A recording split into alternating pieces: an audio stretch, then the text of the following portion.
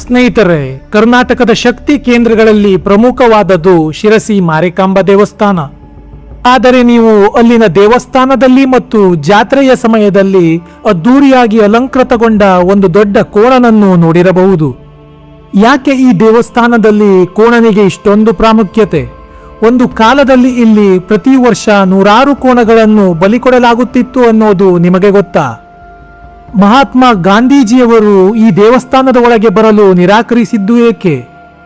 ಈ ವಿಡಿಯೋದಲ್ಲಿ ಶಿರಸಿ ಮಾರಿಕಾಂಬೆ ಮತ್ತು ಕೋಣನ ನಡುವಿನ ಆ ರಹಸ್ಯವನ್ನು ಪೂರ್ತಿಯಾಗಿ ತಿಳಿಸುವ ಪ್ರಯತ್ನ ಮಾಡ್ತೇವೆ. ವಿಡಿಯೋವನ್ನು ಸ್ಕಿಪ್ ಮಾಡದೆ ಕೊನೆ ತನಕ ನೋಡಿ. ಸ್ನೇಹಿತರೆ, ಶಿರಸಿ ಮಾರಿಕಾಂಬೆಯ ಉಗಮವೇ ಒಂದು ಅಚ್ಚರಿ. ಇತಿಹಾಸದ ಪುಟಗಳನ್ನು ತಿರುವಿ ಹಾಕಿದರೆ ಮೂಲತಃ ಹಾನಗಲ್ನ ಈ ಸುಂದರ ವಿಗ್ರಹ 1688ರಲ್ಲಿ ಶಿರಸಿ ಸಮೀಪದ ಒಂದು ಕೆರೆಯಲ್ಲಿ ಸಿಕ್ಕಿತು ಎನ್ನಲಾಗುತ್ತದೆ. ಅಂದು ಶಿರಸಿಯ ಪ್ರಮುಖರು ಈ ವಿಗ್ರಹವನ್ನು ತಂದು ಇಲ್ಲಿ ಪ್ರತಿಷ್ಠಾಪಿಸಿದರು. ಮೂಲತಃ ಶಿರಸಿ ಮಾರಿಕಾಂಬೆಯು ದಲಿತರ ಮತ್ತು ಶೋಷಿತ ವರ್ಗಗಳ ದೇವತೆಯಾಗಿದ್ದಳು. ಅಂದು ಕಾಡಿನ ನಡುವೆ ವಾಸಿಸುವ ಜನರಿಗೆ ಕಾಡು ಪ್ರಾಣಿಗಳ ಭಯವಿತ್ತು, ರೋಗಗಳ ಕಾಟವಿತ್ತು. ಈ ವಿಪತ್ತುಗಳಿಂದ ಪಾರಾಗಲು ಜನರು ಉಗ್ರ ದೇವತೆಯಾದ ಮಾರಿಯ ಮೊರೆ ಹೋದರು. ಮಾರಿ ಎಂದರೆ ರೋಗಗಳನ್ನು ಮತ್ತು ಕೆಟ್ಟ ಶಕ್ತಿಗಳನ್ನು ಕೊಲ್ಲುವವಳು ಎಂದರ್ಥ. ಆದರೆ ಈ ದೇವಿಯನ್ನು ಶಾಂತಗೊಳಿಸುವುದು ಸುಲಭವಾಗಿರಲಿಲ್ಲ. ದೇವಿಗೆ ರಕ್ತವನ್ನು ಕೊಟ್ಟರೆ ಮಾತ್ರ ಸಾಂಕ್ರಾಮಿಕ ರೋಗಗಳು ಮತ್ತು ಬರಗಾಲ ದೂರವಾಗುತ್ತದೆ ಎಂಬುದು ಜನರ ನಂಬಿಕೆಯಾಗಿತ್ತು. ಕಾಲಕ್ರಮೇಣ ಈ ದೇವಿ ಇಡೀ ಉತ್ತರ ಕನ್ನಡದ ಮತ್ತು ಕರ್ನಾಟಕದ ಶಕ್ತಿಯಾಗಿ ಬೆಳೆದಳು. ಜಾನಪದ ಕಥೆಗಳ ಪ್ರಕಾರ ಮಾರಿಕಾಂಬೆ ಅತ್ಯಂತ ಸುಂದರ ಬ್ರಾಹ್ಮಣ ಯುವತಿಯಾಗಿದ್ದಳು. ಅವಳ ಸೌಂದರ್ಯಕ್ಕೆ ಮನಸೋತ ಒಬ್ಬ ಯುವಕ ತಾನು ಒಬ್ಬ ಮೇಲ್ವರ್ಗದ ಬ್ರಾಹ್ಮಣ ಎಂದು ಸುಳ್ಳು ಹೇಳಿ ಆಕೆಯನ್ನು ಮದುವೆಯಾಗುತ್ತಾನೆ. ಆದರೆ ಆತ ಮೂಲತಃ ಬೇರೆ ಜಾತಿಯವನಾಗಿರುತ್ತಾನೆ. ಒಂದು ದಿನ ದೇವಿಗೆ ಆತನ ಅಸಲಿ ರೂಪ ತಿಳಿಯುತ್ತದೆ. ತನ್ನನ್ನು ವಂಚಿಸಿ ಮದುವೆಯಾದ ಗಂಡನ ಮೇಲೆ ದೇವಿಗೆ ಸಿಟ್ಟು ನೆತ್ತಿಗೇರುತ್ತದೆ. ಮೋಸ ಮಾಡಿದ ಗಂಡನನ್ನು ಸಂಹರಿಸಲು ದೇವಿ ತನ್ನ ಉಗ್ರ ಕಾಳಿಯ ಅವತಾರ ತಾಳುತ್ತಾಳೆ. ಆಗ ಆತ ತಪ್ಪಿಸಿಕೊಳ್ಳಲು ಕುರಿ ಕೋಳಿಯ ಅವತಾರ ತಾಳಿ ತಪ್ಪಿಸಿಕೊಳ್ಳಲು ಸಾಧ್ಯವಾಗದೆ ಕೊನೆಗೆ ಕೋಣನ ರೂಪ ತಾಳಿ ಅಡಗಿಕೊಳ್ಳುತ್ತಾನೆ. ಆದರೆ ಉಗ್ರ ರೂಪಿಯಾದ ಮಾರಿಕಾಂಬೆ ಆ ಕೋಣನನ್ನು ಬಿಡುವುದಿಲ್ಲ. ಆ ಕೋಣನನ್ನು ಬೆನ್ನಟ್ಟಿ ಆಕೆ ಸಂಹರಿಸುತ್ತಾಳೆ. ಆತನ ರಕ್ತವನ್ನು ಕುಡಿದು ತನ್ನ ಸೇಡನ್ನು ತೀರಿಸಿಕೊಳ್ಳುತ್ತಾಳೆ. ಇದೇ ಕಾರಣಕ್ಕೆ ದೇವಿಗೆ ಕೋಣನ ಬಲಿ ಕೊಡುವುದು ಶತಮಾನಗಳಿಂದ ನಡೆದು ಬಂದ ಸಂಪ್ರದಾಯವಾಗಿತ್ತು. ಹಿಂದೆ ಜಾತ್ರೆಯ ಸಮಯದಲ್ಲಿ ಬಲಿ ಕೊಡಲಾಗುತ್ತಿದ್ದ ಆ ಕೋಣ ದೇವಿಗೆ ದ್ರೋಹ ಮಾಡಿ ಮದುವೆಯಾದ ಅವಳ ಗಂಡನೇ ಎಂಬುದು ಭಕ್ತರ ಗಾಢ ನಂಬಿಕೆ. ಇದೇ ಕಾರಣಕ್ಕೆ ಇಂದಿಗೂ ಕೋಣನನ್ನು ನೀವು ಶಿರಸಿ ಮಾರಿಕಾಂಬಾ ದೇವಸ್ಥಾನದಲ್ಲಿ ಕಾಣಬಹುದು. ಸ್ನೇಹಿತರೆ, ಹಿಂದಿನ ಕಾಲದಲ್ಲಿ ಶಿರಸಿ ಜಾತ್ರೆ ಎಂದರೆ ಅದು ರಕ್ತದ ಕೆರೆಯಂತಿರುತ್ತಿತ್ತು.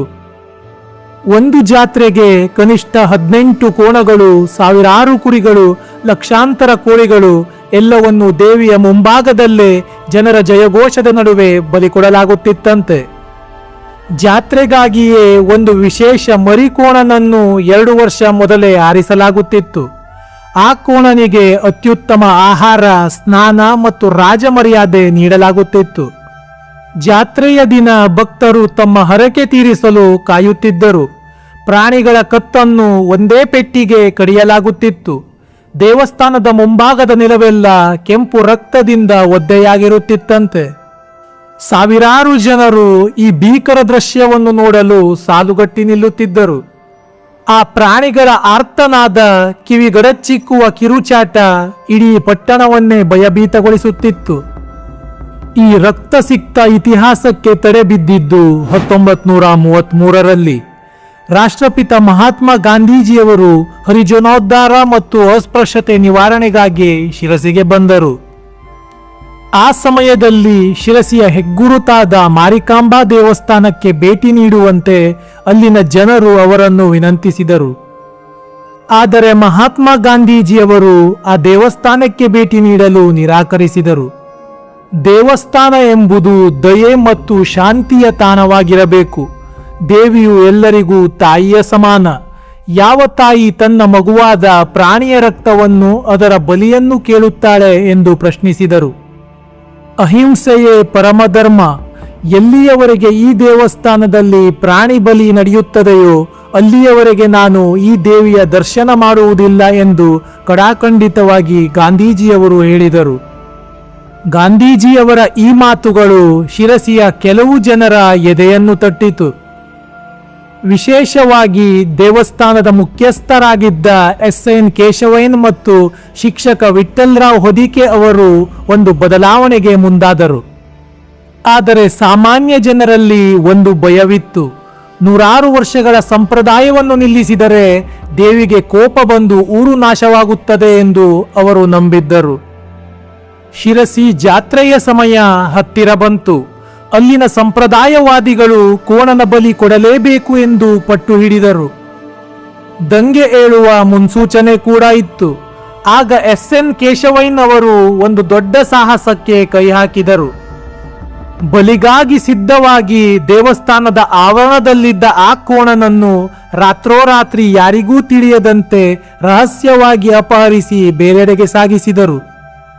ಮರುದಿನ ಬೆಳಿಗ್ಗೆ ಕೋಣನ ಬಲಿಗಾಗಿ ಜನರು ಜಮಾಯಿಸಿದಾಗ ಅಲ್ಲಿ ಕೋಣವೇ ಇರಲಿಲ್ಲ. ಜನರು ಆಯುಧಗಳನ್ನು ಹಿಡಿದು ರೊಚ್ಚಿಗೆದ್ದರು. ಅಲ್ಲಿ ದಂಗೆಯ ಭಯವಿತ್ತು.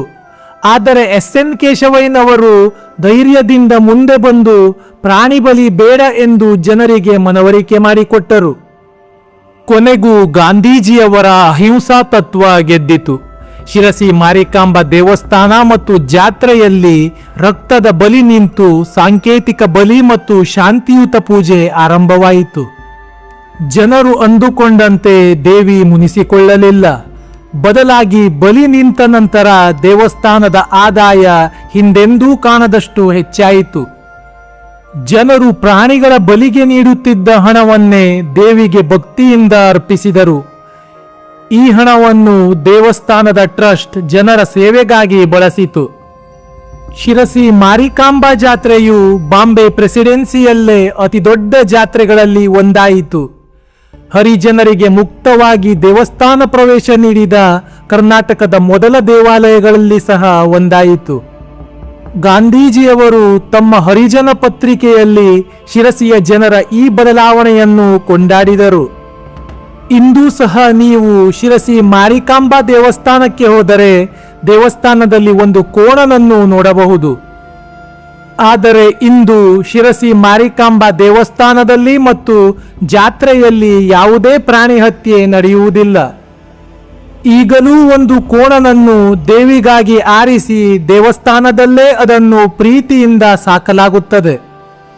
ಆದರೆ ಈ ದೇವಿಯ ಪಟ್ಟದ ಕೋಣನಾಗಲು ಆ ಪ್ರಾಣಿಗೆ ಕೆಲವು ವಿಶೇಷ ಅರ್ಹತೆಗಳಿರಬೇಕು. ಮೊದಲನೆಯದಾಗಿ ದೇವಸ್ಥಾನಕ್ಕಾಗಿ ಆರಿಸಿ ತರುವ ಆ ಕೋಣವು ಯಾವುದೇ ರೀತಿಯಲ್ಲಿ ಊನವಾಗಿರಬಾರದು. ಅಂದರೆ ಆ ಕೋಣನ ದೇಹದ ಯಾವುದೇ ಭಾಗಕ್ಕೆ ಹಾನಿಯಾಗಿರಬಾರದು. ಮೈಮೇಲೆ ಯಾವುದೇ ಹುಣ್ಣುಗಳಿರಬಾರದು. ಸಾಮಾನ್ಯವಾಗಿ ಕರು ಹುಟ್ಟಿದ ಕೂಡಲೇ ಅದರ ಕಾಲುಗಳ ಉಗುರು ಕತ್ತರಿಸುವ ಪದ್ಧತಿ ಎಲ್ಲೆಡೆ ಇದೆ. ಆದರೆ ಪಟ್ಟದ ಕೋಣವಾಗಿ ಆಯ್ಕೆಯಾಗುವ ಈ ಮರಿ ಮಾತ್ರ ಅಂತಹ ಯಾವುದೇ ಪ್ರಕ್ರಿಯೆಗೆ ಒಳಗಾಗಿರಬಾರದು. ಅದರ ದೇಹದ ಪ್ರತಿಯೊಂದು ಭಾಗವು ಪರಿಪೂರ್ಣವಾಗಿರಬೇಕು. ಅಂತಹ ಅತ್ಯಂತ ಆರೋಗ್ಯವಂತ ಮತ್ತು ಸುಂದರವಾದ ಕೋಣದ ಮರಿಯನ್ನೇ ಹುಡುಕಿ ತಂದು ದೇವಸ್ಥಾನದಲ್ಲಿ ಸಾಕಲಾಗುತ್ತದೆ. ಈ ಕೋಣನಿಗೆ ದೇವಸ್ಥಾನದಲ್ಲಿ ರಾಜವೈಭೋಗವನ್ನು ನೀಡಲಾಗುತ್ತದೆ. ದೇವಸ್ಥಾನದ ಆವರಣದಲ್ಲಿ ಈ ಕೋಣನಿಗಾಗಿಯೇ ಒಂದು ಪ್ರತ್ಯೇಕ ಕೊಠಡಿಯನ್ನು ನಿರ್ಮಿಸಲಾಗಿದೆ. ಅಲ್ಲಿ ಅದಕ್ಕೆ ಗಾಳಿಗಾಗಿ ಫ್ಯಾನ್ ವ್ಯವಸ್ಥೆ, ಬೆಳಕಿಗಾಗಿ ಲೈಟ್ ವ್ಯವಸ್ಥೆ ಎಲ್ಲವನ್ನು ಅಚ್ಚುಕಟ್ಟಾಗಿ ಮಾಡಲಾಗಿದೆ.